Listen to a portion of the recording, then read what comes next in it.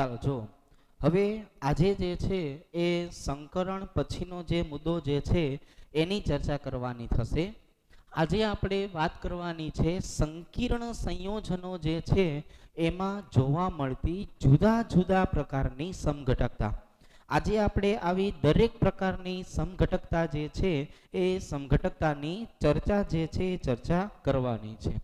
તો આપણે સંકીર્ણ સંયોજનોની સમઘટકતાની જો વાત કરીએ તો આવા પ્રકારની સમઘટકતા આપણને બે રીતે જોવા મળશે.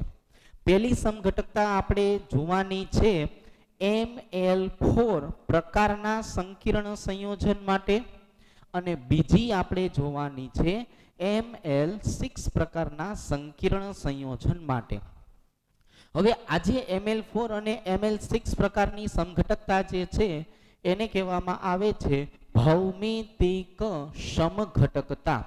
તો હવે આજે ભૌમિતિક સમઘટકતા જે છે એમાં ML4 જે છે એને આપણે દર્શાવવાનું છે સિસ અને ટ્રાન્સ જે છે એ ટ્રાન્સ સ્વરૂપે, અને ML6 જે છે એને આપણે બે ભાગમાં વહેંચી દેવાની થશે. એક ભાગ જે છે એને કહેશું સિસ અને ટ્રાન્સ પ્રકારની સમઘટકતા, અને બીજું જે છે એને કહેવાનું છે ફેસિયલ તથા મેરીડિયોનલ પ્રકારની સમઘટકતા. તો હવે આપણે જે છે સિસ ટ્રાન્સ પ્રકારની સમઘટકતા જે છે ત્યાંથી શરૂઆત કરીએ. તો અહીંયા આપણે જે છે એ દર્શાવી દઈએ છીએ ML4 પ્રકારનું સંકીર્ણ સંયોજન. આ ML4 પ્રકારના સંકીર્ણ સંયોજનની જો વાત કરીએ તો આની અંદર આપણે જે છે એ આવી રીતે જોશું.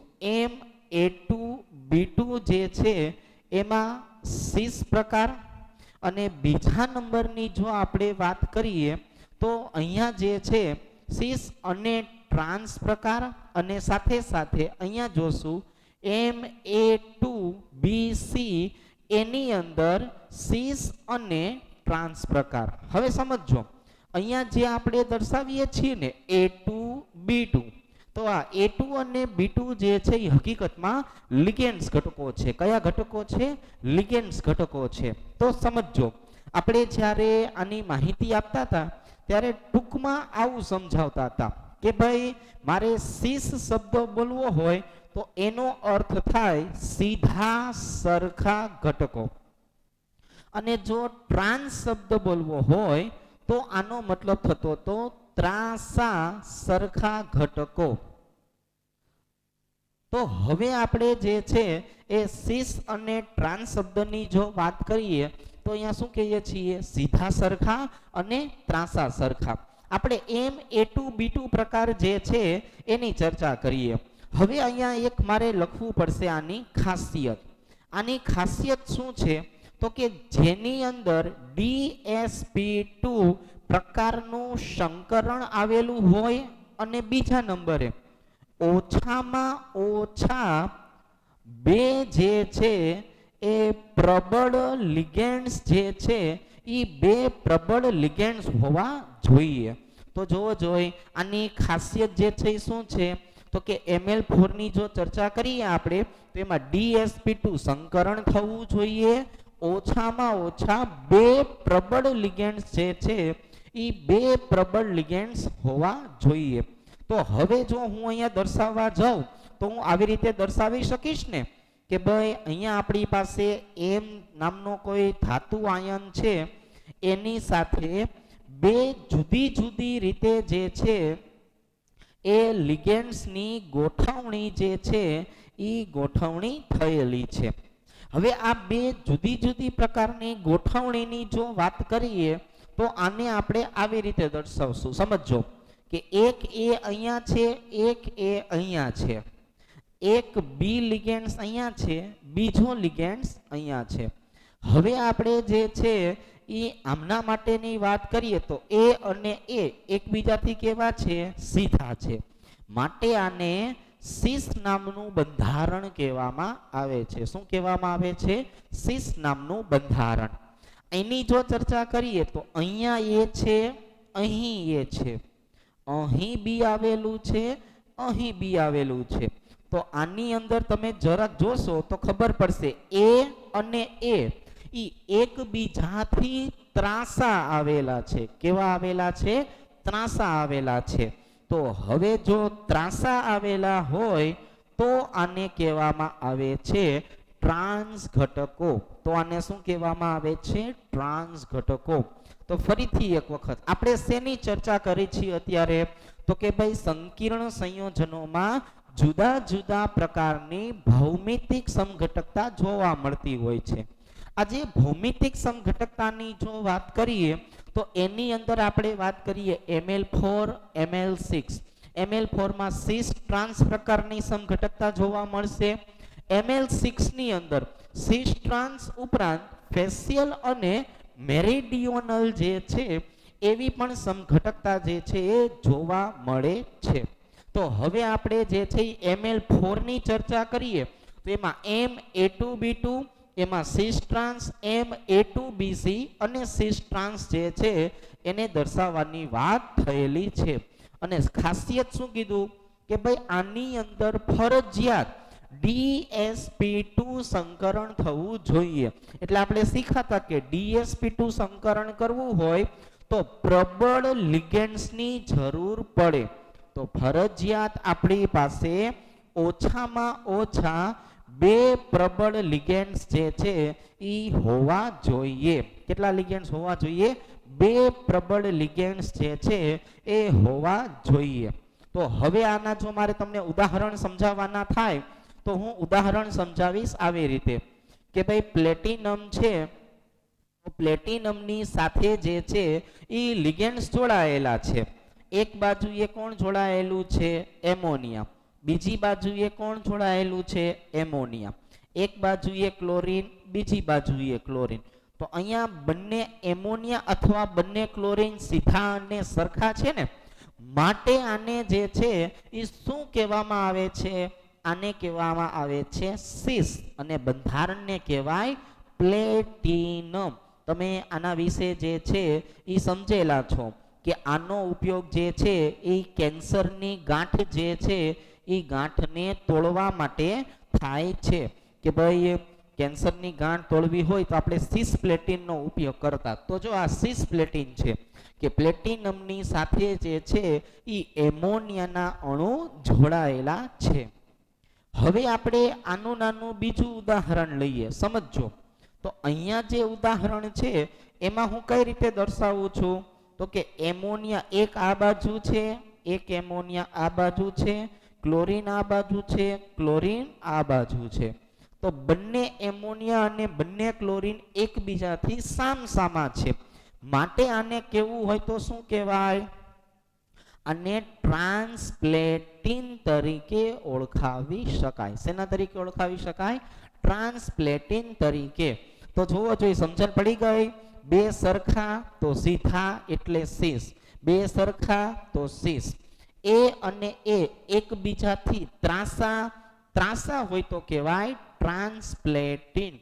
તો સિસ પ્લેટિન અને ટ્રાન્સપ્લેટિનની વાત કરીએ તો એને હું આવી રીતના દર્શાવી શકું છું.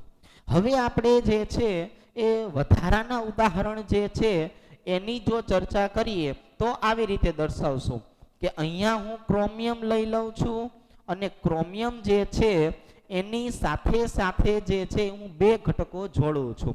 એક ઘટક જે છે એ જોડું છું સાયનાઇડ, આ બાજુએ પણ એક ઘટક જોડું છું સાયનાઇડ. એક ઘટક જે છે એ ક્લોરીન છે, એક ઘટક છે એ બ્રોમિન છે. તો અહીંયા જુઓ, આ કોનું ઉદાહરણ થયું? Ma2BC નું, કે 2 લિગેન્ડ સરખા છે, બાકીના 2 લિગેન્ડ જુદા જુદા છે. તો આનો અર્થ જે છે એ શું થયો કે હું 2 સરખા લિગેન્ડ્સ છે ને એની જ સાપેક્ષમાં સિસ અને ટ્રાન્સ નક્કી કરી શકું. તો આ બંને જગ્યાએ કોણ આવેલું છે? સાયનાઇડ. તો એટલા માટે આને કહેવામાં આવે છે સિસ બંધારણ. અને હવે મારે તમને આમાં જ ટ્રાન્સ સમજાવવું હોય તો હું શું કરી શકું? તો કે ભાઈ ક્રોમિયમ અને ક્રોમિયમ જે છે એની સાથે આપણે આવી રીતે જોડીને સમજાવશું કે ભાઈ સાયનાઇડ, સાયનાઇડ, ક્લોરીન અને બ્રોમિન. જોઈ શું થયું કે ભાઈ જે બે સરખા લિગેન્ડ્સ હતા એ તો કેવા આવી ગયા? ત્રાંસા આવી ગયા. તો ત્રાંસા આવી ગયા છે માટે આને આપણે કેવું હોય તો શું કહેવાય? ટ્રાન્સ બંધારણ. અને આપણે ટ્રાન્સ બંધારણ જે છે એના તરીકે દર્શાવી શકાય. તો હવે ઘડીક આટલી વસ્તુ જે છે એના ઉપર નજર નાખો. અત્યારે જે છે એ આપણે કઈ વસ્તુ સમજાવી છે? તો કે અત્યારે જે છે એ સમજાવ્યું છે ભૌમિતિક સમઘટકતા જે છે એ ભૌમિતિક સમઘટકતાની અંદર Ml4 પ્રકાર, માત્ર Ml4 પ્રકાર જે છે એ આપણે શીખા છીએ. હવે આપણે જે છે એ વાત કરશું Ml6 ની. તો આટલી વસ્તુ જે છે એમાં તમે થોડુંક ધ્યાન રાખજો. હવે હું તમને Ml6 જે છે એ 6 સમજાવું છું. બરોબર? આ તમને હું દૂર જઈને જે ગેપ આપું છું એ ગેપ દરમિયાન તમારે પુશ કરીને જે છે એ આ લખવાનું થશે. બરોબર છે? ચાલો હવે આપણે Ml6 ની ચર્ચા કરીએ. જો Ml6 માં પણ આપણે આ જ રીતે જોવાની વાત કરી છે. તો એની અંદર જે છે હું અહીંથી જ પ્રકાર પાડી દઉં. Ml6 જે છે એના મુખ્ય બે પ્રકાર. કેટલા? મુખ્ય બે પ્રકાર. કયા કયા બે પ્રકાર? તો કે એક જે છે એને કહેવાનું છે Ma2B4 અને બીજું જે છે એને કહેવાનું છે Ma3B3. તો Ma2B4 અને Ma3B3 ની જો આપણે વાત કરીએ તો હવે આપણને જે છે અહીંયા ખબર પડવાની છે આવી રીતે કે ભાઈ અહીંયા જે છે એના જે છે હું બે ભાગ પાડી દઉં છું અને એક ભાગને નામ આપું છું સીસ બંધારણ અને બીજાને નામ આપું છું ટ્રાન્સ બંધારણ.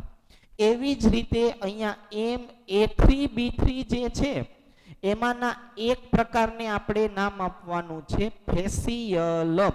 ફેસિયલ શબ્દનો મતલબ થાય બાજુ. ફેસ શબ્દ જે છે એ બાજુ સમજાવે છે. અને બીજો ભાગ છે મેરીડિયોનલ. એક ચોક્કસ પ્રકારનો ખૂણો દર્શાવે છે. શું દર્શાવે છે? એક ચોક્કસ પ્રકારનો ખૂણો દર્શાવે છે. તો હવે આપણે જે છે એ ફેસિયલ અને મેરીડિયોનલની જો વાત કરીએ તો એને જે છે એ આવી રીતના દર્શાવી શકાય. સમજો, સીસ બંધારણ જે છે, ટ્રાન્સ બંધારણ છે, ફેસિયલ, મેરીડિયોનલ.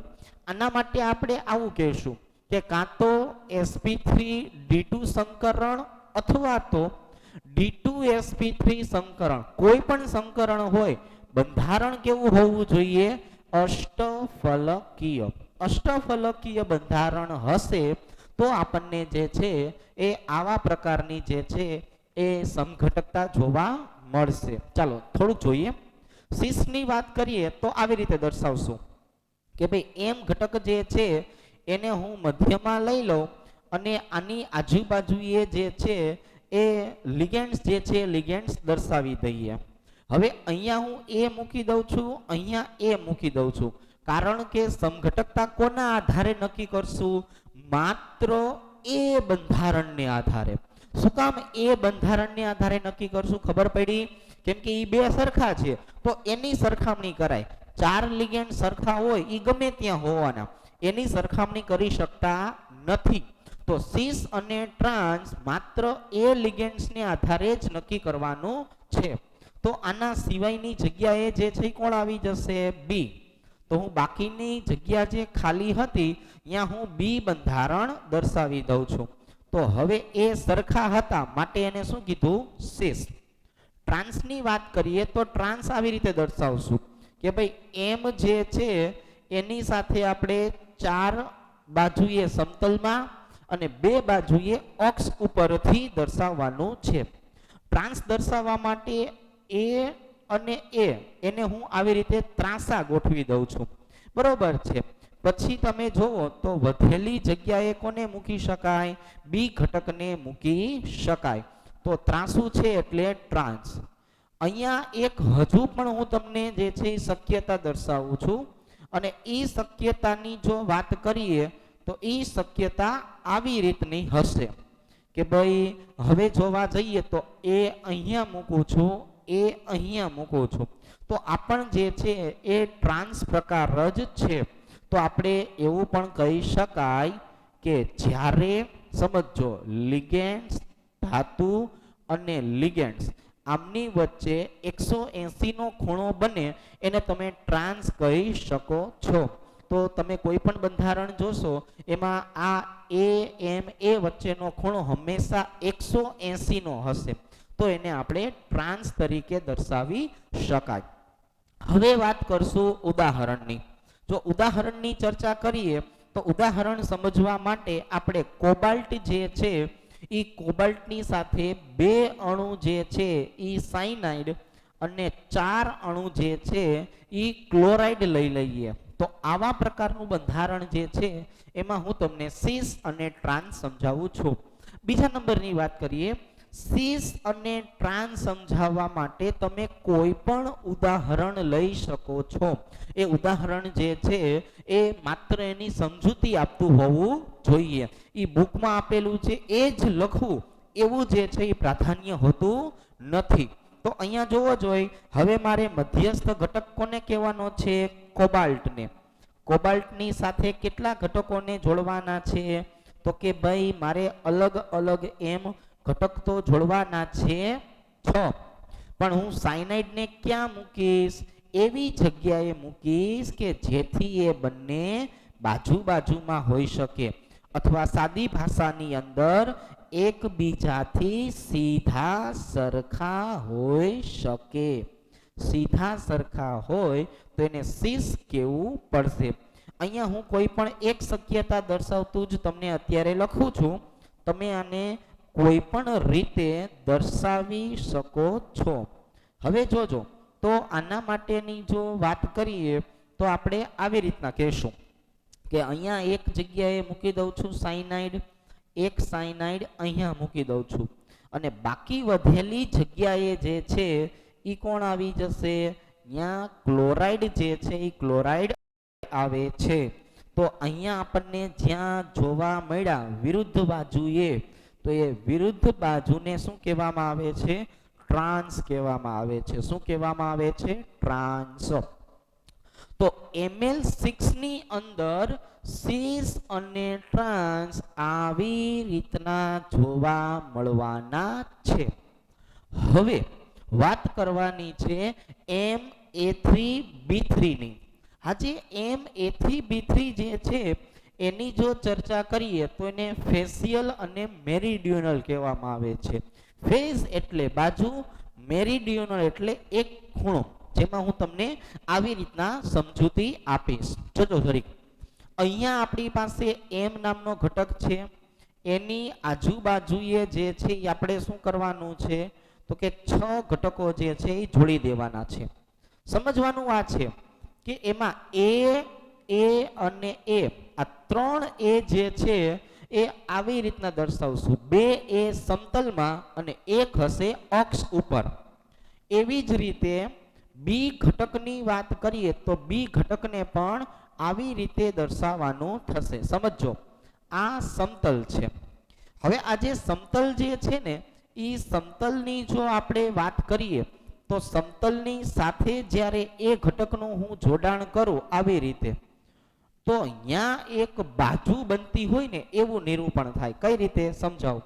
આ માની લો કે ચોરસ ભાગ છે, એ ચોરસ ભાગના આ 2 ખૂણે કોણ આવેલું છે?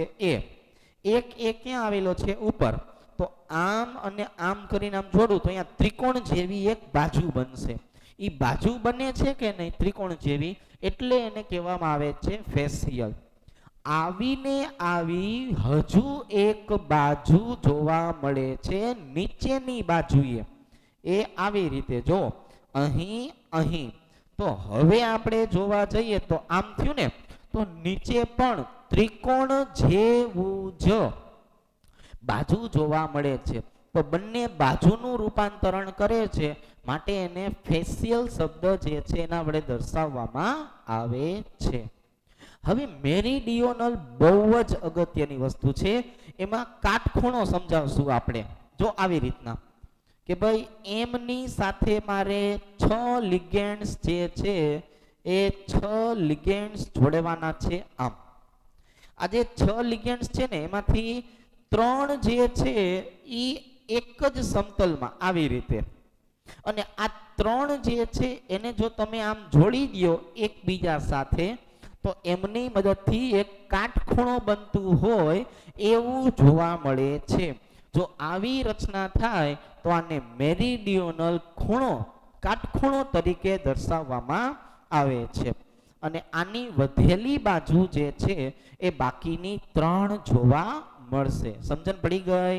તો હવે જોવા જઈએ તો અહીંયા 1 1 અને 1 આમ 3 સરખા લિગેન્ડ્સ જે છે ઈ આપણને ખૂણા તરીકે જોવા મળે છે. શેના તરીકે જોવા મળે છે? ખૂણા તરીકે જોવા મળે છે. હવે આ બંને ઉદાહરણ સમજાવવા માટે આપણે ક્રોમિયમની સાથે 3 અણુ જે છે ઈ એમોનિયા અને 3 અણુ જે છે ઈ નાઇટ્રાઇટ જે છે ઈ નાઇટ્રાઇટ આયન જોડી દઈએ. તો હવે તમે જુઓ કે ક્રોમિયમ, એમોનિયા અને નાઇટ્રેટ આયન જે છે એમની મદદથી હું તમને ફેશિયલ અને મેરીડિયોનલ જે છે એ સમજાવું છું. તો જો એક ક્રોમિયમની સાથે જે છે એ મારે 3 બાજુએ જે છે ઈ કોને જોડવાનું છે? એમોનિયા. તો હવે અહીંયા જે છે એ આ 3 બાજુએ કોણ હોવું જોઈએ? એમોનિયા. આ એક એમોનિયા, આ બીજું એમોનિયા, આ ત્રીજું એમોનિયા. સમજો છો ને? હવે બાકીના 3 જગ્યાએ કોણ હશે? NO2. આ બાકીના 3 જગ્યાએ કોણ હશે? NO2. જો તમને બીજી વસ્તુનો વિચાર પણ આવવો જોઈએ કે જે જગ્યાએ હું સાયનાઇડ હોય તો અહીંયા હું CN લખું છું, અહીંયા હું NC લખું છું. એમોનિયાની ચર્ચા કરીએ તો એમોનિયામાં નાઇટ્રોજન, NO2 હોય તો અહીંયા જો O2N, O2N અને NO2 લખ્યો. તો આવી વસ્તુ શું થઈ કે આમાં જે પરમાણુ ઇલેક્ટ્રોનનું દાન કરતો હોય ને એને આપણે નામ આપ્યું હતું સંવર્ગ સ્થળ નિર્દેશ. શું નામ આપ્યું હતું? સંવર્ગ સ્થળ નિર્દેશ. તો સંવર્ગ સ્થળ નિર્દેશ જે છે એ જ એની સાથે જોડાયેલો હોવો જોઈએ.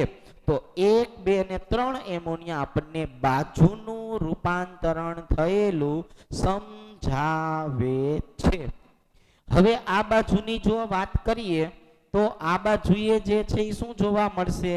તો કે અહીંયા પણ આવી જશે ક્રોમિયમ, અને ક્રોમિયમ જે છે એની 6 બાજુ જે છે એ હું આવી રીતે સમજાવીશ કે જે કાટખૂણો જે છે એ જો એમોનિયા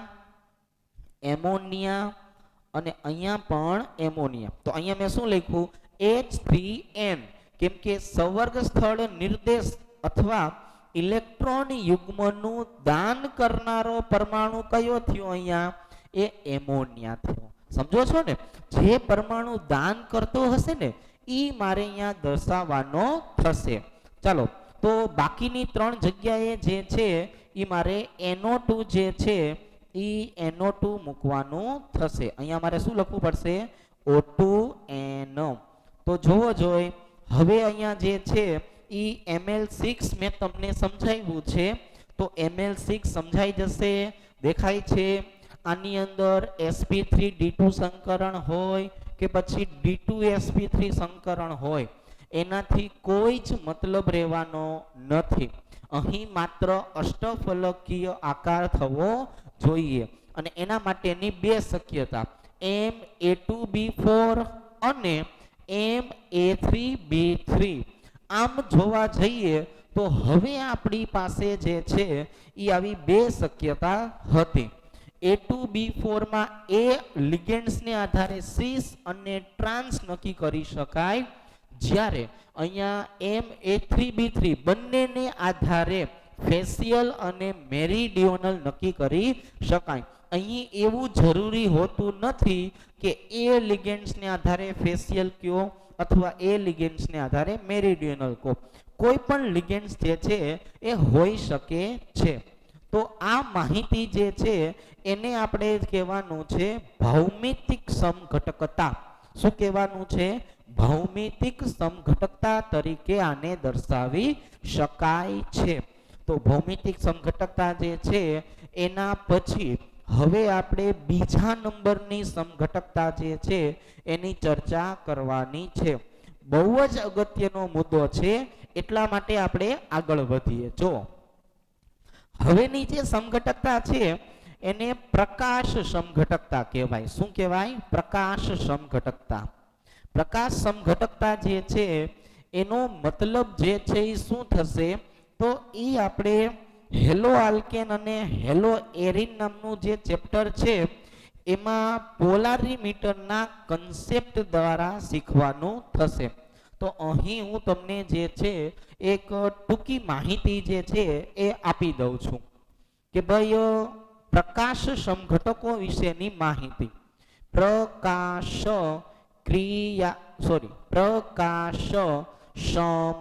સમઘટકો. તો જે પ્રકાશ સમઘટકો છે એની ચર્ચા કરીએ તો એમાં આપણે એક નાનકડી સમજણ જે છે એ સમજણ પહેલા લેશું, પછી હું તમને એના ઉદાહરણ જે છે એ ઉદાહરણ સમજાવીશ. પ્રકાશ સમઘટકો જે છે એનો મતલબ આવો થયો તો કે જે સંકીર્ણ સંયોજનો ધ્રુવીભૂત પ્રકાશના તળનું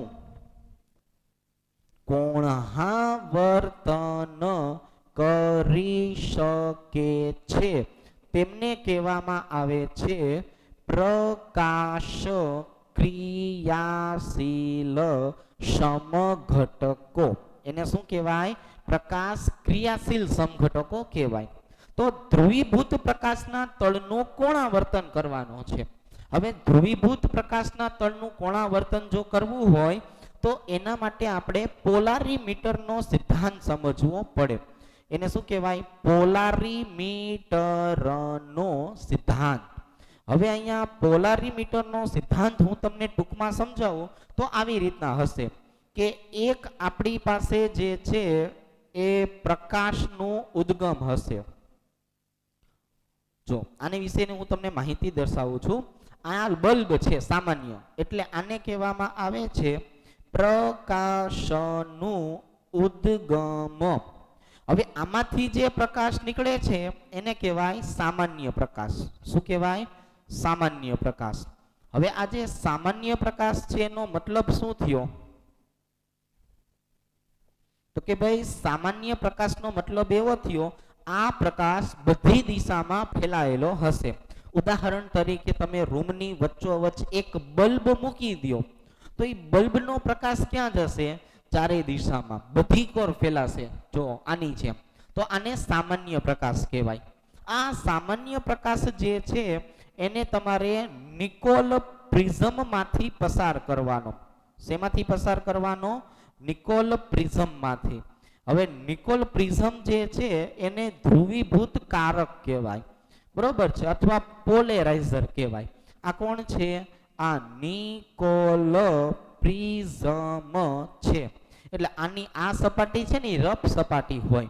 જ્યારે આ સામાન્ય પ્રકાશ આમાંથી પસાર થશે ને એટલે વચમાં એક પાતળી સ્લીટ આવેલી હોય, જગ્યા.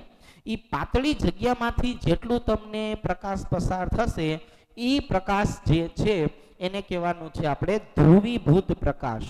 એટલે આમાંથી નીકળેલો પ્રકાશ જે છે એ બધી દિશામાં જે છે એ કંપન કરતો હશે નહીં, માત્ર એક જ દિશામાં કંપન કરશે. એટલા માટે આને કહેવાનું છે ધ્રુવીભૂત પ્રકાશ. હવે આ જે ધ્રુવીભૂત પ્રકાશ જે છે એને પોલારીમીટરની ટ્યુબમાંથી પસાર કરવાનો. શેમાંથી પસાર કરવાનો? પોલારીમીટર ટ્યુબમાંથી. અને આમાં જે છે એ શું ભરી દેવાનું છે? સંકીર્ણનું દ્રાવણ. અને આને કહેવામાં આવે છે પોલારીમીટર ટ્યુબ, અને પોલારીમીટર ટ્યુબ કેવી પડશે. તો આજે પોલારીમીટર ટ્યુબની આપણે વાત કરવાની છે.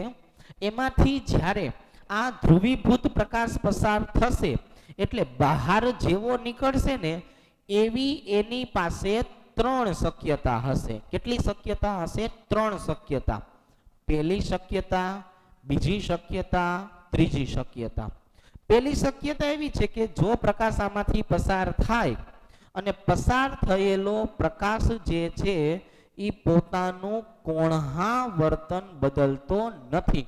જો પ્રકાશનું ઉદ્ગમ એમાંથી સામાન્ય પ્રકાશ એટલે બધી દિશામાં થાય એવો પ્રકાશ, પછી નિકોલ પ્રિઝમમાંથી પસાર કરવાનો. નિકોલ પ્રિઝમનું હું તમને સાદું ઉદાહરણ આપું. હવે તમે રૂમની વચ્ચોવચ્ચ એક બલ્બ મૂકેલો છે, એ બલ્બને ખોખું પહેરાવી દો. હવે ખોખું પહેરાવી દેશો તો શું થશે કે પ્રકાશ ખોખામાં કેદ થઈ જાય, અને હવે એ ખોખામાં ખાલી એક કાણું પાડો તો એ એક કાણું પાડવાથી શું થશે? પ્રકાશ એ એક જ કાણામાંથી બહાર આવશે. હવે જો પ્રકાશ એક જ કાણામાંથી બહાર આવતો હોય કે નહીં તો એ એક જ દિશામાં ગતિ કરે. બસ એવા જ પ્રકાશને કહેવાય ધ્રુવીભૂત પ્રકાશ. અને એક જ દિશામાં ગતિ કરતો પદાર્થ જ્યારે પોલારીમીટર ટ્યુબમાં સંકીર્ણનું જે દ્રાવણ ભરેલું છે એમાંથી પસાર કરો અને સીધે સીધો એવો ને એવો નીકળે. મતલબ કે અહીંયા કોણાવર્તન જે છે એ કોણાવર્તન થતું નથી. થીટા કેવો મળે છે? 0 મળે છે. બીજી શક્યતા એવી છે કે પ્રકાશ જે છે એ પ્રકાશ જમણી બાજુએ વળી જાય. કઈ બાજુએ વળી જાય? જમણી બાજુએ. તો આને કહેવાય થીટા પોઝિટિવ. અને ત્રીજી શક્યતા શું છે કે પ્રકાશ જે છે એ ડાબી બાજુએ વળી જાય, અને ડાબી બાજુએ વળી જાય તો એને કહેવાય થીટા નેગેટિવ. તો હવે આપણે જે છે એ શક્યતા જે છે એ શક્યતાની ચર્ચા કરીએ.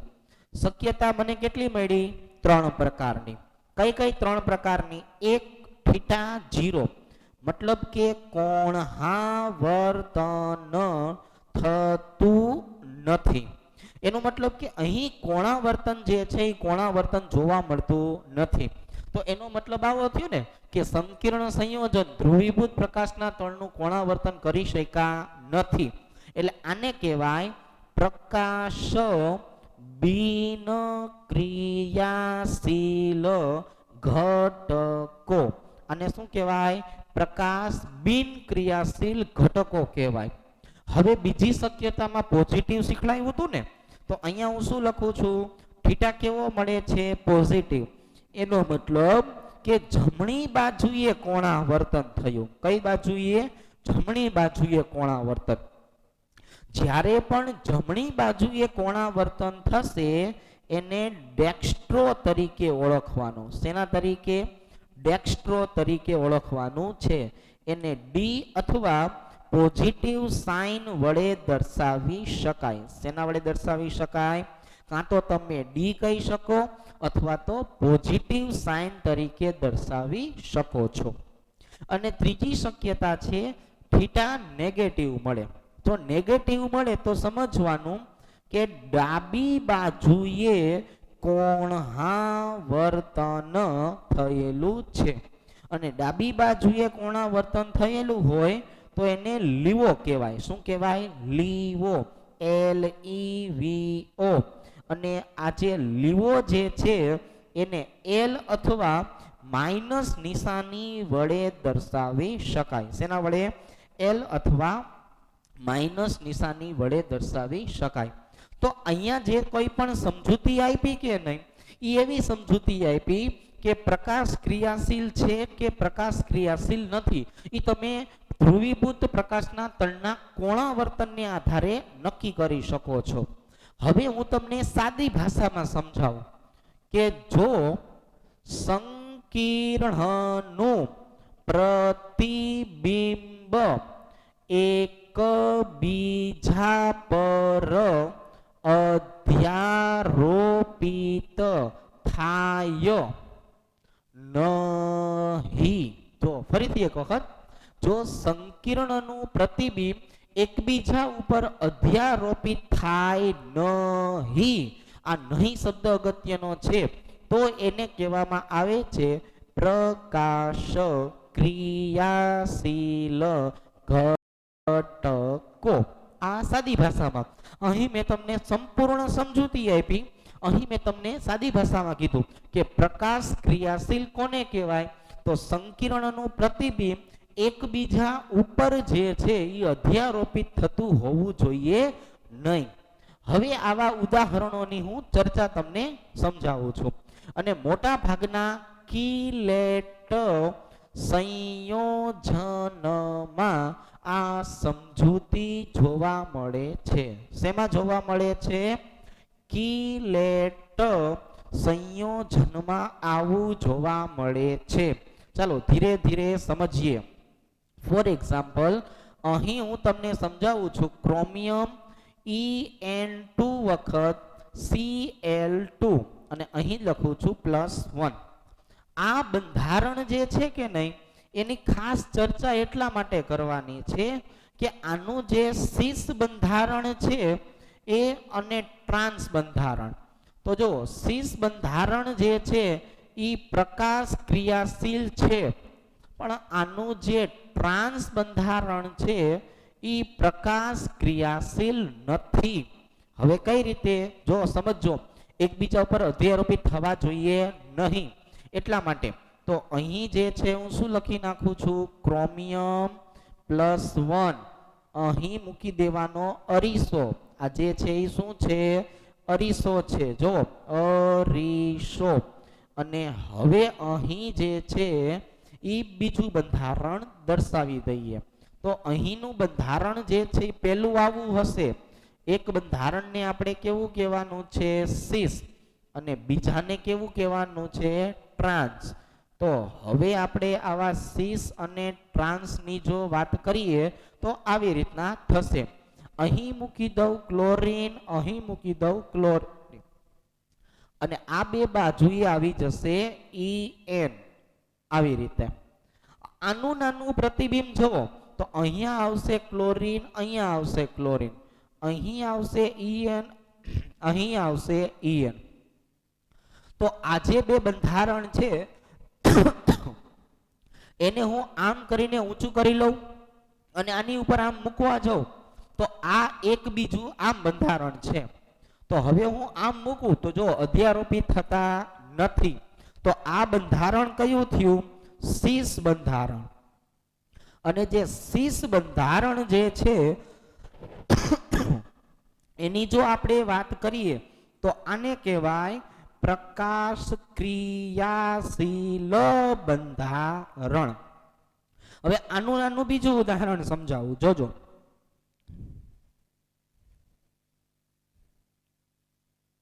વચ્ચે શું મૂકી દેવાનો? અરીસો. હવે હું જો ટ્રાન્સ બંધારણની ચર્ચા કરું ને તો જો ટ્રાન્સ બંધારણ આવું હશે. ક્રોમિયમ, એની આજુબાજુએ 6 જે છે એ 6 લીટા દોરશું, તીર મારશું આવી રીતના. એ આવી. હવે જો ટ્રાન્સ છે એટલે શું કરશું? અહીંયા આવશે ક્લોરીન, અહીંયા આવશે ક્લોરીન, અહીં આવશે En, અહીંયા આવશે En. મેં ટ્રાન્સ કોના આધારે નક્કી કર્યું? ક્લોરીનને આધારે. સીસ કોના આધારે નક્કી કર્યું? ક્લોરીનને આધારે. તો આનું પ્રતિબિંબ તો આવું જ બને ને. તો પ્રતિબિંબ જે છે એની જો વાત કરીએ તો હવે આ જે છે એ એકબીજા ઉપર અધ્યારોપિત થઈ શકે છે. આને હું આની ઉપર આમ ગોઠવું તો એકબીજા ઉપર સરળતાથી ગોઠવાઈ શકે છે.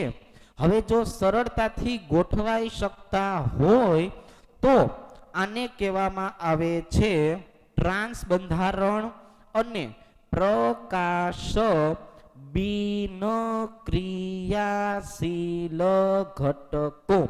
આને કહેવાય પ્રકાશ બિન ક્રિયાશીલ ઘટકો. તો હવે જોવો જોઈએ, તમને મેં જે અહીંયા સમજૂતી આપી એ સમજૂતી આવી ગઈ કે અહીં સંકીર્ણનું પ્રતિબિંબ એકબીજા ઉપર અધ્યારોપી થાય નહીં તો આને પ્રકાશ ક્રિયાશીલ ઘટકો કહેવાય અથવા એને કિલેટ સંયોજનો તરીકે ઓળખાવવામાં આવે છે.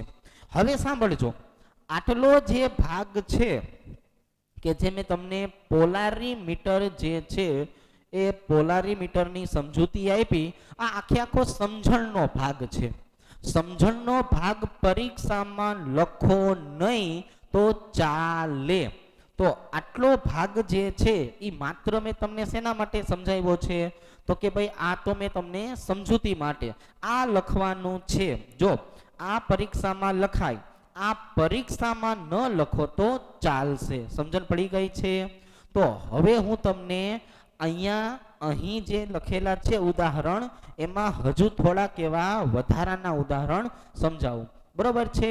હવે તમે આટલો ભાગ જુઓ એટલે હું થોડુંક એવું જે છે ભૂસી અને બીજા 2-3 ઉદાહરણ જે છે એ લખી અને સમજાવું છું. બરોબર છે? એટલે આટલો ભાગને જવા દઉં છું નવા ઉદાહરણની જગ્યા માટે.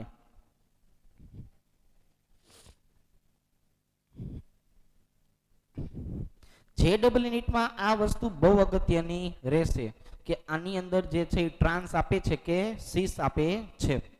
હવે આપણે જે છે એ Fe ની સાથે 2 અણુ એમોનિયા જોડી દઈએ, 1 અણુ En જોડી દઈએ, 1 અણુ OX જોડી દઈએ. બરોબર છે? તો કઈ રીતે બંધારણ બને છે જરાક જો. તો હવે આપણે આ તો બંધારણ જે દોરશું એ તો ફરજિયાત કેવું હશે? પ્રકાશનું ક્રિયાશીલ જ હશે. કેવું હશે? પ્રકાશ ક્રિયાશીલ. તો અહીં આપણે અરીસો મૂકી દઈશું અને બંને બાજુએ જે છે એ પ્રતિબિંબ જે છે એની રચના કરવાની થશે. જો અહીં મધ્યસ્થ ભાગ કોણ છે? Fe. 6 બાજુએથી જે છે એ આપણે જેને દર્શાવીએ છીએ એ જુદા જુદા પ્રકારના લિગેન્ડ્સ આપણને જોવા મળવાના છે. તો હવે આજે જુદા જુદા પ્રકારના લિગેન્ડ્સની ગોઠવણીની વાત કરીએ તો 2 જગ્યાએ એમોનિયા, આ એક જગ્યાએ એમોનિયા, આ બીજી જગ્યાએ એમોનિયા, અને એક જગ્યાએ En ની ગોઠવણી કરશું, એક જગ્યાએ ઓક્ઝેલેટોની ગોઠવણી કરશું. હવે આનું એક્ઝેક્ટલી પ્રતિબિંબ આપણને મળવું જોઈએ. તો એમોનિયા મને કઈ બાજુએ મળશે? આ બાજુએ. અને આ ઉપરનો ભાગ જે છે એ En દર્શાવે છે, નીચેનો ભાગ છે એ OX દર્શાવે છે. તો હવે આ બંનેને કોઈ પણ રીતે ભેગા કરીએ તો એકબીજા ઉપર પ્રતિબિંબ થવાના નથી. માટે આને પ્રકાશ ક્રિયાશીલ સમઘટકો કહેવાય. હવે આપણે એક ત્રીજું ઉદાહરણ જે છે એ ત્રીજું ઉદાહરણ લઈએ. કોબાલ્ટની સાથે હું 3 જે છે એ એક જ સરખા લિગેન્ડ્સ જોડી દઉં છું. તો કઈ રીતના જે છે બંધારણ બનશે? તો બંધારણ જે છે એમાં ખાલી નાનકડો ફેરફાર થશે. અહીં આપણે મૂકી દેવાનું છે અરીસો, અહીં દર્શાવી દઈશું એનું પ્રતિબિંબ. કોબાલ્ટ જે છે એની 1, 2, 3, 4, 5 અને 6 બાજુએ જે છે એ જોવા મળશે જુદા જુદા પ્રકારના લિગેન્ડ્સ. સેમ વસ્તુ આપણને અહીં જોવા મળે છે. તો હવે આપણે જોવા જઈએ તો અહીં શું દર્શાવશું? તો કે અહીં મૂકી દઉં છું ઓક્ઝેલેટ આયન, અહીં મૂકી દઉં છું ઓક્ઝેલેટ આયન, અહીં મૂકી દઉં છું ઓક્ઝેલેટ આયન. સેમ વસ્તુ અહીંયા પ્રતિબિંબ સ્વરૂપે. આને કહેવાય ઓક્ઝેલેટ આયન, આને કહેવાય ઓક્ઝેલેટ આયન, આને પણ કહેવામાં આવે છે ઓક્ઝેલેટ આયન.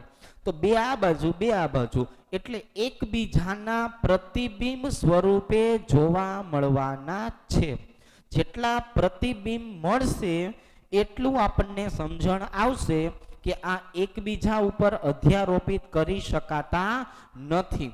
માટે આને જે છે એ આપણે પ્રકાશ જે છે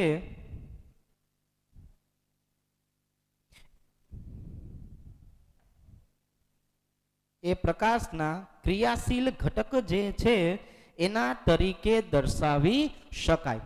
હવે આ તમે બંધારણ જોઈ લીધું હશે. હવે હું તમને પાછી આગળની માહિતી આપું. હવે જો આ સમઘટકતાનો પ્રકાર બીજો હતો. પ્રકાશ સમઘટકતા જે છે ને આપણે બીજો નંબર આપ્યો. પહેલો નંબર આપ્યો તો ભૌમિતિક સમઘટકતાને, આ પ્રકાશ સમઘટકતા. હવે એક નાનો ત્રીજો જે છે એ ત્રીજો નિયમ શીખીએ, જેને કહેવામાં આવે છે બંધનીય સમઘટકતા. એને જે છે એ શું કહેવાનું છે? બંધનીય સમઘટકતા તરીકે દર્શાવવાનું છે. તો હવે હું તમને આવા બંધનીય સમઘટકતાનું ઉદાહરણ શીખવાડું છું. ચાલો, સમઘટકતા નંબર 3, બંધનીય સમઘટકતા. આ બંધનીય સમઘટકતા જે છે એની જો વાત કરીએ તો એનો મતલબ એકદમ સરળ વ્યાખ્યા આવી રીતે આપશું કે ભાઈ જ્યારે સંકીર્ણ સંયોજન, હવે આપણે જો કેવું હોય તો શું કહેવાય કે જ્યારે સંકીર્ણ સંયોજન જે છે એ સંકીર્ણ સંયોજનના અણુ સૂત્ર સમાન હોય પરંતુ ઇલેક્ટ્રોન યુગ્મનું દાન કરનાર પરમાણુ, જેને આપણે શેના તરીકે ઓળખીએ છીએ? સવર્ગ સ્થળ નિર્દેશ, જેને કહેવાય સવર્ગ સ્થળ નિર્દેશ. જો સવર્ગ સ્થળ નિર્દેશ જુદા જુદા હોય તો તેને બંધનીય સમઘટકતા કહે છે. તો એને આપણે શેના વડે ઓળખવાનું છે? બંધનીય સમઘટકતા તરીકે. તો હવે આ ઉદાહરણ જે છે એને સમજવા માટે આપણે ભળતા એવા લિગેન્ડ્સ વિશે ઓળખશું. ફોર એક્ઝામ્પલ, આપણે NO2 અને ONO લિગેન્ડ્સની જો વાત કરીએ તો આ બંને જે છે એનું સામાન્ય નામ છે નાઇટ્રાઇટ આયન. આ બંનેનું નામ શું થઈ જશે? નાઇટ્રાઇટ આયન થઈ જશે. પરંતુ લિગેન્ડ્સ તરીકે જ્યારે લખવાનું થાય ત્યારે આને કહેવાનું છે N નાઇટ્રાઇટો અને આમને કહેવાનું છે O નાઇટ્રાઇટો. આને આપણે N નાઇટ્રાઇટો અને આપણે O નાઇટ્રાઇટો તરીકે દર્શાવી શકાય. આ એવું દર્શાવે છે કે આ અણુનો સવર્ગ સ્થળ નિર્દેશ નાઇટ્રોજન છે અને આ અણુનો સવર્ગ સ્થળ નિર્દેશ ઓક્સિજન છે. હવે જો હું એક બંધારણ લખું કે જેની અંદર FeCN 5 વખત NO2 -3 આવેલું હોય અને એક જે છે એ લખવું આવી રીતે FeCN 5 વખત અને ONO -3 આવેલું હોય, તો આ બંનેના IUPAC નામ કઈ રીતે લખાય? તો જુઓ, અહીં જે છે એ શું કરશું આપણે? તો કે ભાઈ પેન્ટા સાયનાઇડો અને આને કહેવાનું છે N નાઇટ્રાઇટો ફેરેટ 3 આયન. આને કહેવાય ફેરેટ 3 આયન. બરોબર છે. આ બધાનો વિચભાર જે છે એ એક સરખો હશે. તો આનું નામ શું થઈ જશે? તો કે પેન્ટા સાયનાઇડો. અહીંયા ઓક્સિજન O નાઇટ્રાઇટો. અમુક વખતે N ને પાછળ લખેલું હોય, O ને પાછળ લખેલું હોય. બંનેનો મતલબ એ જ છે કે બંનેને અલગ પાડવું છે. આગળ લખો કે પાછળ લખો એનાથી ફેર પડતો નથી. એનો મતલબ જે છે મતલબ ફેરફાર થતો નથી. તો અને તમે આવી રીતના પણ દર્શાવી શકો છો. તો અહીં જે છે એ સવર્ગ સ્થળ નિર્દેશ બદલાય છે, એની સાથે સાથે જે છે એ આપણે બંધારણને પણ જુદા જુદા દર્શાવી શકાય. હવે આ બાજુએ જે છે એ જુઓ, અહીં મારે જે છે એ વાત કરવી છે NCS લિગેન્ડ્સની અને બીજો જે છે એ છે SCN પ્રકારનો લિગેન્ડ્સ. અહીં આપણે વાત કરીએ તો અહીંયા એન આગળની બાજુએ હોય તો એને આઈસો શબ્દ કહેવો પડે. શું કહેવું પડે? આઈસો. આનું નામ છે આઈસો થાયો સાઇનેટોલિગેન્ડ્સ. અને અહીંયા સલ્ફર આવેલું છે એટલે આને ખાલી જે છે એ શું કહેશું આપણે? તો કે થાયો સાઇનેટોલિગેન્ડ્સ. પણ આઈસો થાયો સાઇનેટો અને થાયો સાઇનેટોમાં હું એસ અને એન વડે દર્શાવીશ. આ એસ અને એન ફરીથી શું દર્શાવે છે? કે અહીંયા ઇલેક્ટ્રોનનું દાન નાઇટ્રોજન કરે છે, અહીં ઇલેક્ટ્રોનનું દાન જે છે એ સલ્ફર કરે છે. તો સમજો હવે આપણે બંધારણ લખીએ કોઈ પણ, તો બંધારણ જે છે એમાં શું કરીએ? તો કે ભાઈ કોબાલ્ટ છે, કોબાલ્ટની સાથે હું 3 અણુ એમોનિયા જોડી દઉં છું અને 3 અણુ જે છે એ થાયોસાઇનેટ આયન જે છે એના જોડી દઉં છું. આ બધાનો વીજભાર -1 હશે. બીજો ઉદાહરણની વાત કરીએ તો બીજા ઉદાહરણમાં આપણે આવી રીતે દર્શાવશું ને, કોબાલ્ટ એમોનિયા જે છે એ 3 વખત અને SCN જે છે એ 3 વખત. તો હવે હું આનું IUPAC નામ લખું તો શું લખીશ? તો કે ટ્રાય એમાઇન ટ્રાય, પછી અહીંયા લખવાનું છે આઈસોથાયોસાયનેટો કોબાલ્ટ 3. અને અહીંયા જે છે એ આઈસોથાયોસાયનેટો લખ્યો એટલે મારે કાઉન્સમાં N લખવું પડશે. અહીં શું લખાય? ટ્રાય એમાઇન અને 3 વખત આવશે ટ્રાય થાયોસાઇનેટો અને અહીંયા લખશું S કોબાલ્ટ 3. તો અહીંયા જે છે એ સલ્ફર ઇલેક્ટ્રોન યુગ્મનું દાન કરે છે, અહીંયા જે છે એ નાઇટ્રોજન ઇલેક્ટ્રોન યુગ્મનું દાન કરે છે. મતલબ જેનાથી બંધ બને છે એ બંધ તો જુદા જુદા પ્રકારના પરમાણુથી બને તો એને કહેવામાં આવે છે બંધનીય સમઘટકતા. તો કોઈ પણ સમઘટકતા તમે લખો તો એનો મતલબ શું થશે? કોઈ પણ સમઘટકતાનો મતલબ આવો જ થવાનો છે કે અણુ સૂત્ર સમાન, કોઈકના કોઈક કારણે એમાં નાનકડો ફેરફાર હશે, માટે એને સમઘટકતા કહેવાય. તો આજે આ ત્રીજા નંબરની જે સમઘટકતા જે છે બંધનીય સમઘટકતા, એ બંધનીય સમઘટકતાને આપણે આવી રીતના દર્શાવી શકીએ છીએ. તો આજે આપણે 3 જુદી જુદી સમઘટકતા શીખ્યા. પહેલી સમઘટકતા જે છે એ કઈ શીખ્યા? ભૌમિતિક સમઘટકતા. બીજી સમઘટકતા પ્રકાશીય સમઘટકતા અને ત્રીજી સમઘટકતા જે છે બંધનીય સમઘટકતા. ત્યાર પછીની સમઘટકતા આપણે નેક્સ્ટ ટાઈમ જે છે એ નેક્સ્ટ ટાઈમ જોવાની થશે. Okay, thank you.